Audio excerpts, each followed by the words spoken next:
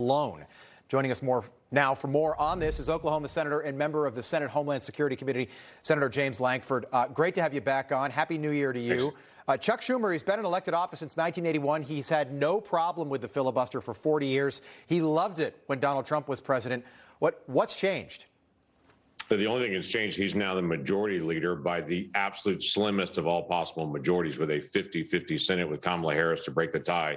That's enough of a lead for him that he wants to absolutely change the rules of the Senate, what's been around since 1789, that the minority has a voice. I think Democrats and Republicans alike need to see that when Schumer and the Democrats get in charge, the first thing they do is to try to destroy the voice of the minority in the Senate and to say that minority voices don't count anymore. If you don't agree with us, you have to be silenced in America. That's really what the filibuster is all about. It has always protected the rights of the minority to have their opinion heard, and that's the first thing they're stepping up and say, sorry, you don't agree with me. Right. You don't count in America, and that's not the way America works. Senator, it's very common to call the other party out to the floor and make them vote just so you can make yourself look good in a situation like this.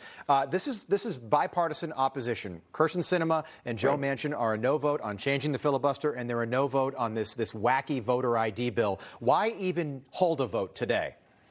Well, it's not just opposition from Kyrsten Sinema and Joe Manchin. It's opposition from 27 other Democrats who have publicly spoken out and said they would never change the filibuster. The filibuster needs to remain. So this is opposition even with themselves and themselves in the process.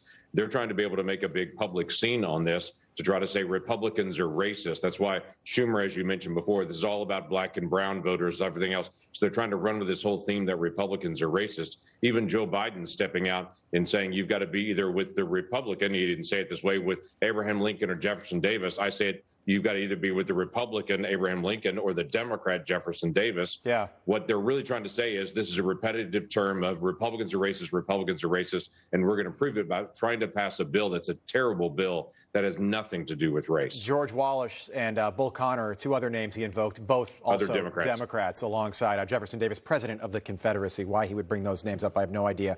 Just quickly, 10 seconds. Do you think this could have to do with AOC possibly looking to primary Chuck Schumer, so he wants to appease the progressives in the Democratic Party? Yeah, there's no doubt it does. He's willing to throw his own members of his own party under the bus to try to help protect himself in a primary challenge because he's so terrified of AOC. Wow. And I would say that's not just me. That's other Democrat senators that I've talked to that said they're so ready for this primary challenge to be over in New York so they can actually get back to doing business again. Wow, Senator, very interesting to hear that. Great to see you again. Thanks so much for the insight. We appreciate it as always. Yeah, good to see you again. Oklahoma Senator James Lankford there joining us here on Wake Up America. Stay with us. We'll be right back.